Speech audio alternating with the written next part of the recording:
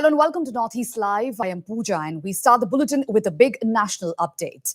As his 5-day custody to Delhi police ended today, gangster and Sidhu Moosewala murder accused Lawrence Bishnoi was brought to the Patiala House Court today. While speaking to the media on Thursday, Special Commissioner of Police, Special Cell, H.S. Dhaliwal confirmed that gangster Lawrence Bishnoi is the mastermind in the Sidhu Moosewala murder case. Bishnoi was the key suspect in killing of Sidhu Moosewala but had not confessed to the crime.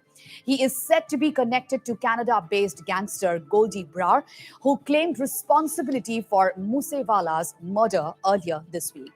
Meanwhile, International Criminal Police Organization Interpol on Thursday issued a red corner notice, that is RCN, against gangster Satinderjeet Singh, alias Goldie Brar, who claimed responsibility for the recent murder of Moosewala. A senior CBI official said that after the issuance of RCN, the process to enable his extradition to India will begin.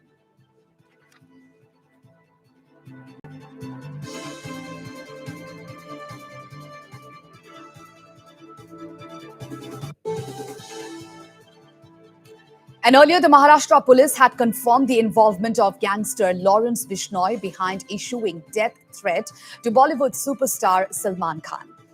According to Mumbai police, the threat to Salman Khan's life was a publicity stunt by Lawrence Bishnoi gang. The threat was given at the behest of Vikram Bharat, an associate of Bishnoi, who is currently based in Canada. Besides that, the police have also identified the persons involved in delivering the letter to Salman Khan's father, Salil Khan.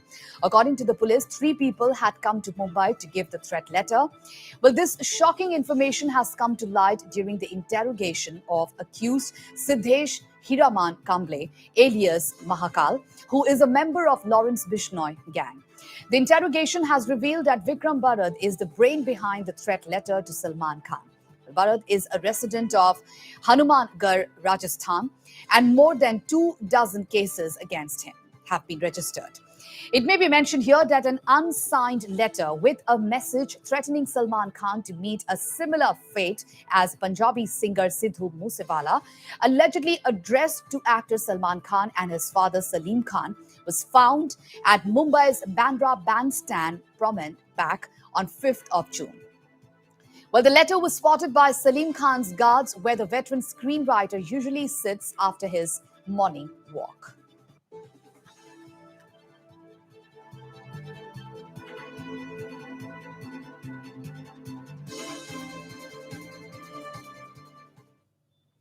On to another big story now. Situation continues to remain tense in Doda and Kishtwar districts of Jammu and Kashmir, where curfew has been clamped and internet services snapped following communal tensions that erupted following a social media post. In order to prevent the law and order from deteriorating any further, the respective district administrations in Doda and Kishtwar have imposed strict curfew with the suspension of internet services as a precautionary measure. Well, there is also heavy security deployment in Kishtwar and Badava towns so as to avoid any tension. It may be mentioned here that a local Muslim cleric allegedly made a hate speech regarding former BJP leader Nupur Sharma, which triggered the entire episode. However, there was another incident in which a young Hindu man uploaded an objectionable post about the prophet on social media, which further escalated into communal tension. The army was called in to conduct a flag march in Badarwa of Doda district. Meanwhile, the Badarwa police have registered a case under IPC sections 295A and 506. The local administration has also issued a strict warning against those taking the law into their own hands. The Kishtwar district administration has appealed to the people to maintain peace. The district authorities have confirmed that there are no untoward incidents from any of the areas.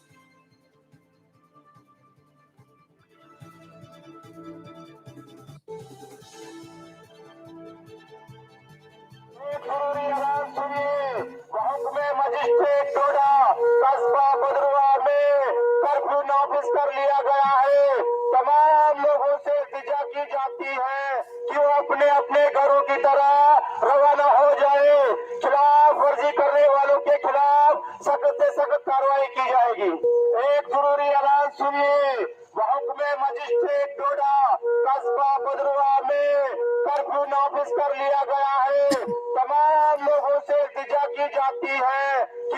अपने घरों की तरह रवाना हो जाए।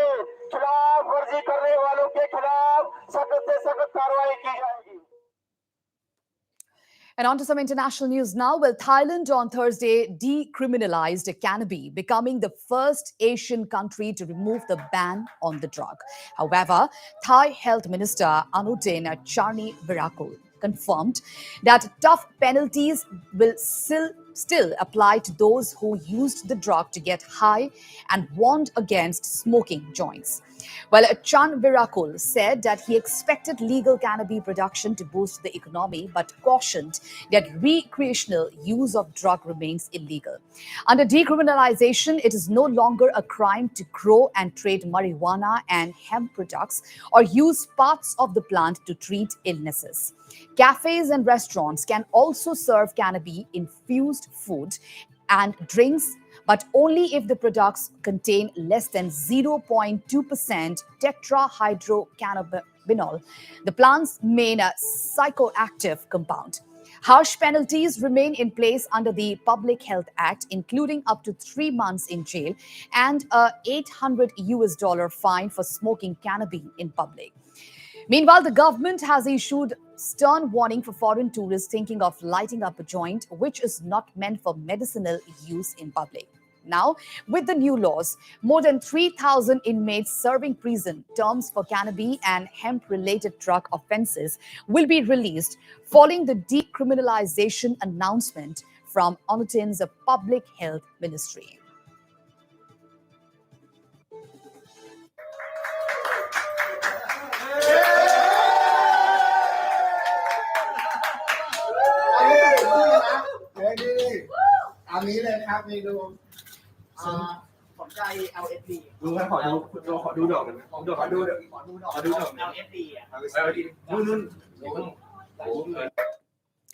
Shifting focus now, polling to elect members of the upper house of parliament on 16 Rajya Sabha seats spread across 4 states, Maharashtra, Karnataka, Rajasthan and Haryana began today at 9 a.m.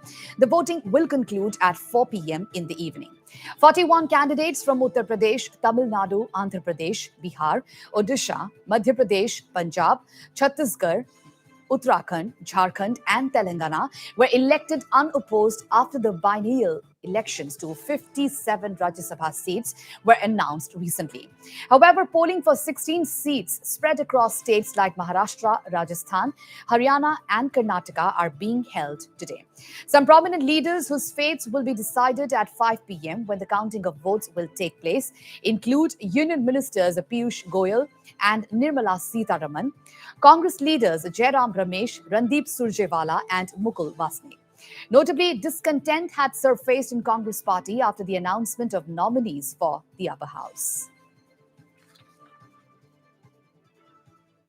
अभी रात में हमारे सब विधायकों के साथ किस तरह से वोटिंग होना चाहिए, क्या पैटर्न होना चाहिए, कैसे प्रेफरेंस दिया जाता है, क्योंकि कुछ विधायक जो नए विधायक हैं तो उनको भी समझाने का काम किया और हमको पूरी आत्मविश्वास है कि पूरी ताकत से जिस तरह से यहाँ महाराष्ट्र की संस्कृति तोड़ने का काम विपक्ष ने किया है, हम पूरी संस्कृति को वापस तैयार रखकर हम पूरी आत्मविश्वास से जीत के आएंगे, ऐसा हमारा पूरी तरह आश्वस्त हैं। नंबर गेम में कार्तिकेय जी की जीत भी निश्चित है इस चुनाव के। नंबर गेम तो नहीं बता रहे, कह रहे 27-28 वोट ही है, जीत के लिए 30 तो चाहिए ना।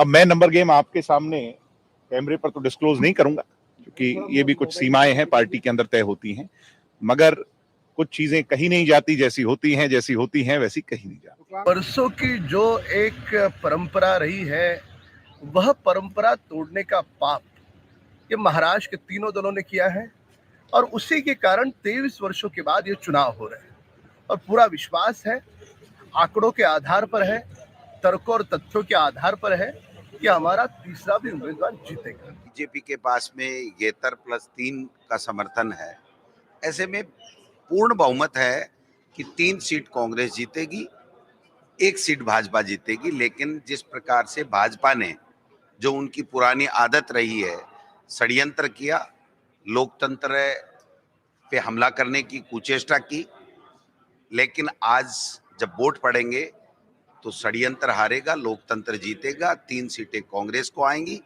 एक सीट भाजपा को जाए। शाम को परिणाम आएगा तो कांग्रेस के पक्ष में आएगा। तीनों उम्मीदवार भारी बहुमत के साथ के अंदर कांग्रेस के जीत के निकलेंगे। हम तो ये चाह रहे हैं 126 तो प्लस होगा ही होगा। Prime Minister Narendra Modi today inaugurated and laid base for multiple projects worth rupees 3,050 crore in Gujarat. Well, these projects will help improve the water supply in the region, along with boosting connectivity and enhancing the ease of living. Meanwhile, Prime Minister also participated in Gujarat Gaurav Abhiyan in Navsari. The visit to his home state is being seen as the BJP's attempt to reach out to the tribal votes in the region. Well, InSpace was an idea that was announced by Government of India in 2020, and now we're ready to inaugurate the headquarters, which is established in Ahmedabad.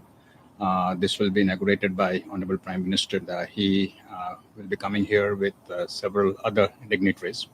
It's a very big day for InSpace, and I think a big day for Indian space, in the sense that the Prime Minister himself is announcing to the world the importance of InSpace. The thing that we are trying to solve, the primary problem that we're trying to solve, is that in India, though we are fairly advanced in space technology, but space is sort of a domain only of ISRO, which comes under Government of India, of course.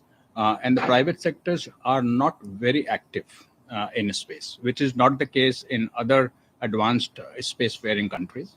And what InSpace is going to try and do is change that, to facilitate the private sector to come into space by promoting, by bringing in perhaps even facilitating investment, by making technology available, technology transfer, facility uses, technical support, all of that, and also authorize the private sector to do space activity. And well, just when the country was recovering from the shock of Uvalde school shooting in Texas, the United States have reported yet another mass shooting incident on Tuesday evening, wherein 3 people were killed and another left injured. The mass shooting took place at a manufacturing plant in Maryland town of Smithsburg. 3 people were killed. A state trooper was shot in shoulder, according to Maryland Governor Larry Hogan. As per reports, the shooter opened fire at manufacturing facility, which is said to be a Columbia machine factory in northern Maryland. The Washington County Sheriff's Office said that the shooting unfolded at around 2:30 p.m. on Thursday afternoon at Columbia Machine in Smithsburg, around 75 miles from the city of Baltimore. The sheriff's office confirmed that there are multiple victims and the suspect is no longer a threat to the community.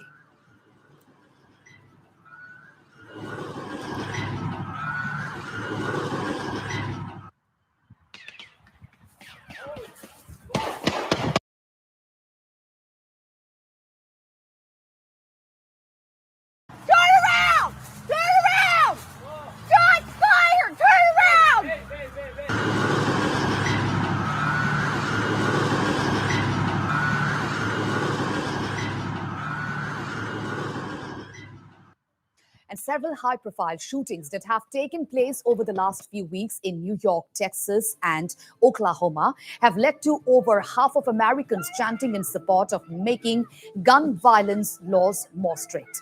Gun violence has been on the rise across the United States in past few years, a trend fueled by multiple factors, from the economic and social disruptions caused by the COVID-19 pandemic to the unrest during the 2020 elections, as well as a surge in gun sales. Well, more than 17,000 people have died or been injured due to gun violence in the country so far this year, during which America has seen at least 110 mass shootings.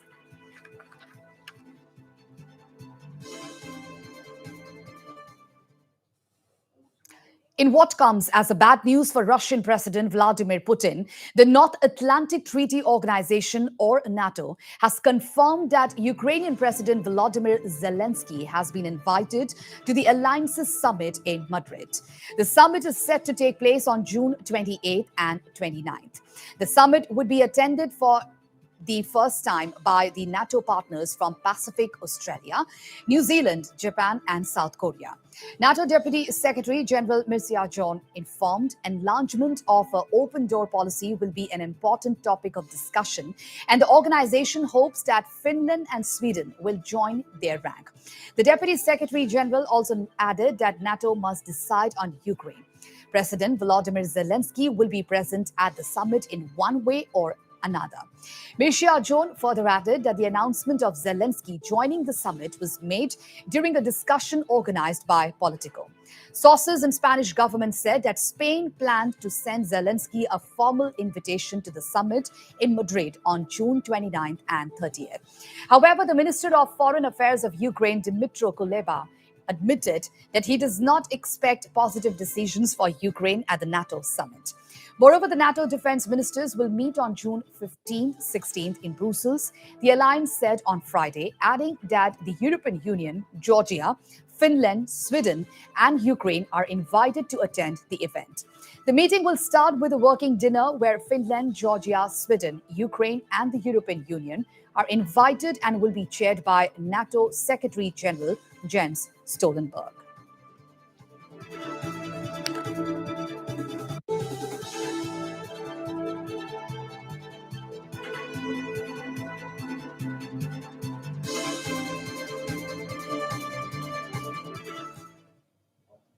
And on to COVID updates now. Well, India has reported over 7,000 new COVID-19 cases, with as many as 24 deaths in the last 24 hours. An upward trend in the new COVID-19 cases continued in India on Friday, with the country recording 7,584 new cases and 24 deaths in the last 24 hours. With this, active case load now stands at 36,267. Meanwhile, the total number of recoveries logged in last 24 hours was 3,791. With this, the daily positivity rate was recorded at 2.26%, while the weekly positivity rate was also recorded at 1.50%. As per information, the BA.4 and BA.5 Omicron sub-variant are making their presence felt across various parts of the country, with the daily COVID tally now showing a rise. The active case tally now comprises 0.08% of the total infections, while the national COVID-19 recovery rate was recorded at 98.70%, according to the Health Ministry.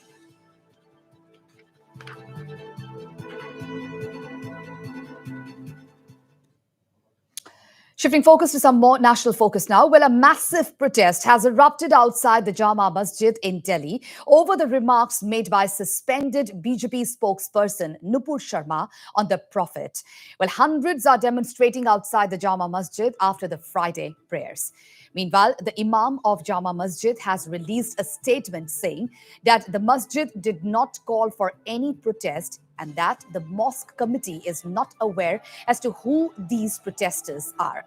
Dramatic scenes are being witnessed outside the Jama Masjid, where protesters continue to chant slogans. And it's not only Delhi, but protests were also being witnessed in Lucknow, Kanpur, and even Kolkata.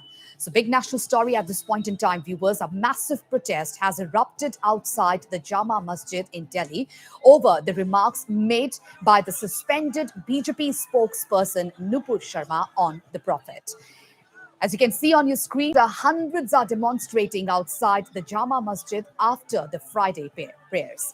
Meanwhile, the Imam of Jama Masjid has released a statement saying that the masjid did not call for any protest and that the mosque committee is not aware as to who these protesters are.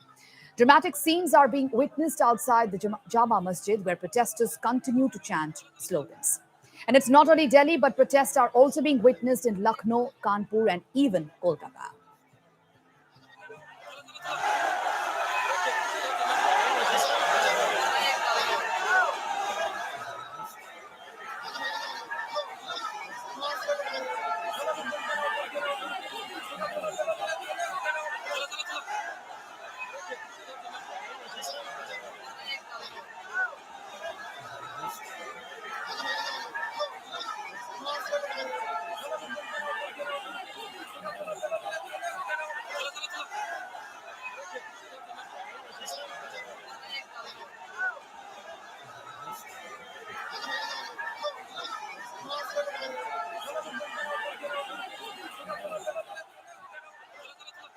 Right, so as you can see on your screens, that this is a massive protest that has erupted just outside the Jama Masjid in Delhi over the remarks made by suspended BJP spokesperson Nupur Sharma on the Prophet.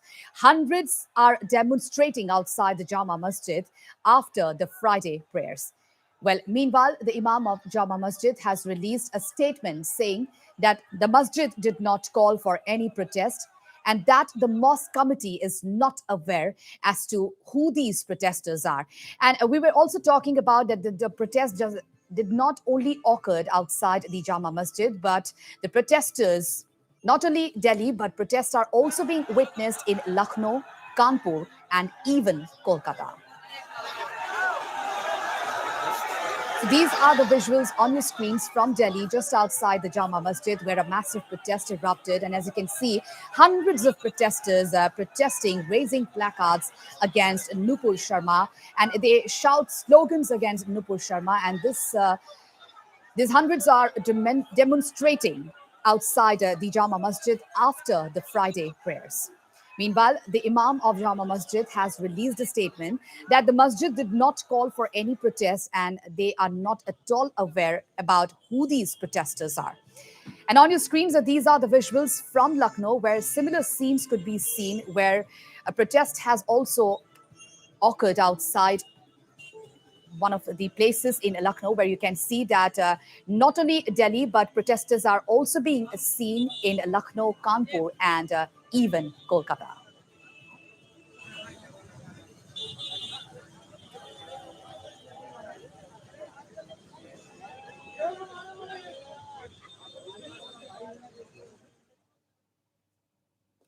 Shifting focus now, not just humans, now animals too would be vaccinated against COVID-19 in India. Yes, viewers, India's first homegrown COVID-19 vaccine for animals have launched by Union Minister of Agriculture and Farmers Welfare, Narendra Singh Tomar, at a virtual event on Thursday. Well, developed by the National Research Centre on Equines of the Indian Council of Agriculture Research, or ICAR, in Haryana's Hisar, the immunity induced by Covax vaccine neutralizes both Delta and Omicron variants of SARS-CoV-2. As per the ICAR, this new vaccine contains inactivated SARS-CoV-2 or Delta antigen with L-hydrogel as an adjuvant, and that is safe for dogs, lions, leopards, mice, and rabbits. It may be mentioned here that earlier studies have suggested that although the COVID-19 virus is predominantly transmitted between people through respiratory droplets and close contact, but there have also been examples of transmission between humans and animals. Several animals that have been in contact with infected humans, such as minks, dogs, domestic cats, lions, and tigers, have tested positive for COVID-19. Thus, this indigenously developed vaccine has come as a major boost in the fight against COVID-19. Besides Covax, Union Minister of Agriculture and Farmers Welfare, Narendra Singh Tomar, launched the CAN-CoV-2 ELISA kit, a sensitive and specific nucleocapsid protein-based indirect ELISA kit for antibody detection against SARS-CoV-2 in canines. Among others who attended the virtual event were ICAR Director General Trilochan Mohapatra, Animal Husbandry and Dairying Secretary Atul Chaturvedi, and ICAR Deputy Director General Animal Science Bhupendranath Tripathi were also present.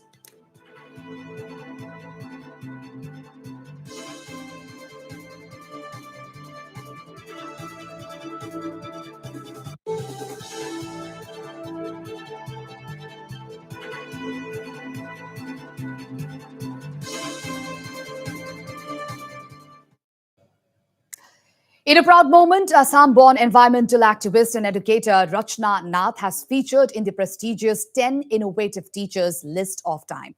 Rachna Nath, hailing from Guwahati's Dispur area, works as an educator at ACP High School in Arizona of the United States. The outstanding contribution of Rachna Nath was highlighted among 10 other educators for their role in changing the educational landscape in the United States and demonstrating outside leadership. But she has successfully made it to the list from across hundreds of nominations received. Notably, Rachna Nath runs an innovative program known as Dream Research Innovate Problem Project Based Learning, or DRIPBL, where she promotes critical thinking, problem solving, and research skills to students from classes 9 to 12. She also pushes the kids to do patent searches and apply for their first dream companies as early as 9th graders. Well, this is not all. Earlier in 2019, she was conferred upon the prestigious Presidential Innovation Award for Environmental Education on behalf of United States Environmental Protection Agency in recognition of her outstanding dedication and leadership in the field of environmental education. Born to Akshay Majumdar and Rekha Majumdar of Guwahati's Dispur, Rachna has been an environmental advocate of innovators since her childhood. But she is an alumnus of St. Mary's High School in Guwahati. Well, after moving to Phoenix, Arizona in 2003, she joined Arizona College Prep Ed.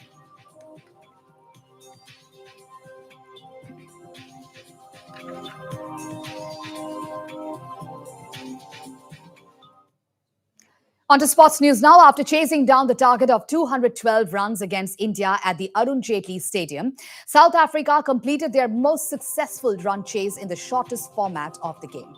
The Proteas have now outdone the successful chase of 206 runs against the West Indies in 2007 T20 World Cup in Johannesburg.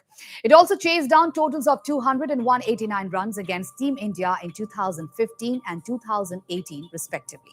Well, coming to the match, top knocks by Rassie van der Dussen and David Miller took South Africa to a 7-wicket win over India in the first T20 international of 5-match series at Arun Jaitley Stadium on Thursday. Van der Dussen smashed 75 runs off of 46 balls, while Miller scored a 64 off 31 balls to guide Proteas to a historical run chase. While chasing 212, South Africa were off to a shaky start. The captain, Temba Bavuma, departed for 10 of 8 balls after being dismissed by pacer Bhuvaneshwar Kumar with assistance from keeper Rishabh Pant's safe hands in the 3rd over of the game. Well, after the fall of wicket at a score of 22, Quinton de Kock and Devin Pretorius went for some big hits. Miller and Van der Dussen went on to smash 22 runs in 17th and 18th over each and turned the tide totally in favor of Proteas. With only 4 runs left to win in last over, Van der Dussen sent very first delivery of Chahal for the boundary and claimed the historical 7th wicket with 5 balls remaining.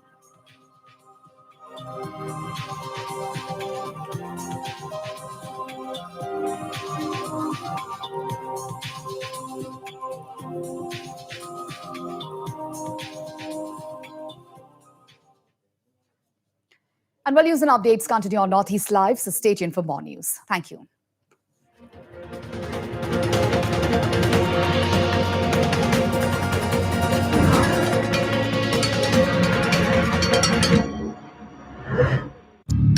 Northeast Live, the most viewed news channel in the region.